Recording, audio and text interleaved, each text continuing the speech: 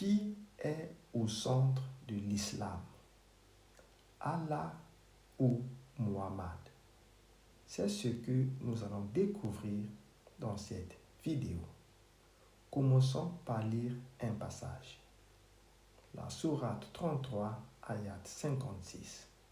Certes, Dieu et ses anges prient sur le prophète. Ô vous qui croyez, priez sur lui et adressez-lui vos salutations. Pour vous faire comprendre ce passage, je l'ai schématisé. Voici le schéma. Tout le monde prie pour Muhammad. Tout le monde et tout le monde. Allah lui-même prie sur Muhammad. Les anges prient sur Muhammad. Les musulmans prient sur Muhammad. Donc Muhammad est le centre. Toute l'attention est focalisée sur lui. Muhammad est le centre de l'islam. Ce n'est pas Dieu. Et l'islam, c'est la religion des normes. Muhammad a réussi à faire que l'attention soit sur lui, qu'il devienne le point focal. C'est vraiment étonnant. Comment est-ce que Allah peut prier? C'est lui Allah. Les gens doivent prier à Allah. Mais Allah prie qui? Afin que Muhammad soit béni. Allah prie qui? Donc vous voyez mes amis, Muhammad voulait simplement être déifié. Il voulait que toute l'attention soit sur lui. Il voulait avoir tous les privilèges. Lorsque les musulmans ont droit à 4 femmes, lui parce qu'il est Muhammad, le prophète par excellence, lui il est un homme illimité. Tous les avantages pour lui et lui seul. Lisons un autre passage. La sourate 33, ayat 36. Il n'appartient pas à un croyant ou à une croyante, une fois que Dieu et son messager ont décidé d'une chose, d'avoir encore le choix dans leur façon d'agir. Et quiconque désobéit à Dieu et à son messager s'est égaré, certes, d'un égarement évident. Ici encore, Muhammad se met au même niveau que Dieu. Une fois que Dieu et son messager ont décidé. Donc Dieu décide avec son messager. Mais c'est Dieu qui décide. C'est lui le créateur. Comment est-ce que Dieu peut décider avec un homme? Voilà comment Muhammad s'est mis au centre de l'islam.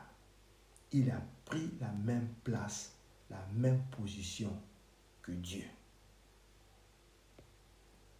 Voici un autre passage. La sourate 5, ayat 33. La récompense de ceux qui font la guerre contre Dieu et son messager et qui s'efforcent de s'aimer la corruption sur la terre, c'est qu'ils soient tués ou crucifiés, ou que soient coupées leurs mains et leurs jambes opposées. Je ne sais même pas ce que ça veut dire une jambe opposée. Expliquez-moi, chers musulmans. Ou qu'ils soient expulsés du pays. Ce sera pour eux l'ignominie ici-bas et dans l'au-delà. Il y aura pour eux un énorme châtiment. Ici encore, on voit comment Muhammad se place au même niveau que Dieu. Ceux qui font la guerre à Dieu et à son messager. Mais les messagers sont là pour que les gens qui ne croient pas leur fassent la guerre, leur combattent. Et lui, quand on le combat, ces gens doivent être tués ou crucifiés. Pourquoi? Parce qu'il se met au même niveau que Dieu. Ça, c'est la religion de Muhammad. Ce n'est pas la religion de Dieu. Et le plus intéressant, toutes ces révélations, c'est lui-même qui les recevait, pas une autre personne. Alors, bien-aimés, l'islam, c'est la religion de Mohammed et non de Dieu.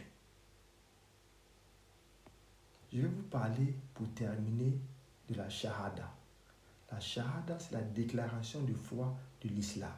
C'est l'un des 5 piliers dans l'islam. Alors, chez les chiites, c'est une grande partie des musulmans sont des chiites, notamment ceux qui viennent d'Iran, d'Irak, ce sont des chiites. Et leur déclaration de foi est tirée de la sourate 3, ayat 18.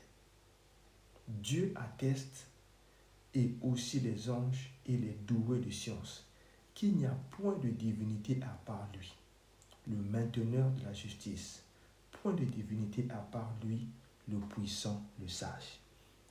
Donc, chez les chiites, la déclaration de foi, c'est qu'il n'y a point de divinité à part Allah. Mais quand vous allez chez les sunnites, c'est aussi une grande partie des musulmans, la majorité des musulmans sont des sunnites. Quand on partait en Indonésie, en Pakistan, en Inde, ce sont des sunnites, la plupart. Et leur déclaration de foi, on ajoute le nom de Muhammad. Il est dit chez les sunnites, la déclaration de foi, il n'y a pas de divinité à part Allah, Muhammad est son messager. Donc aujourd'hui, il y a beaucoup de musulmans, notamment les chiites, qui ne veulent pas voir le nom de Muhammad dans la déclaration de foi de l'islam. Parce que le plus grand péché dans l'islam, c'est associer quelque chose ou quelqu'un d'autre à Allah. Mais chez les sunnites, ils ont ajouté Muhammad est son messager. Donc, dans la déclaration de foi, il y a Allah et puis Muhammad est toujours à côté. Donc, Muhammad s'est arrangé à avoir toujours la même position que Allah. C'est terrible. Il s'est divinisé. Les musulmans disent qu'il y avait beaucoup de prophètes, il y avait beaucoup de messagers. Mais pourquoi dans la déclaration de foi, il n'y a que Muhammad qui apparaît?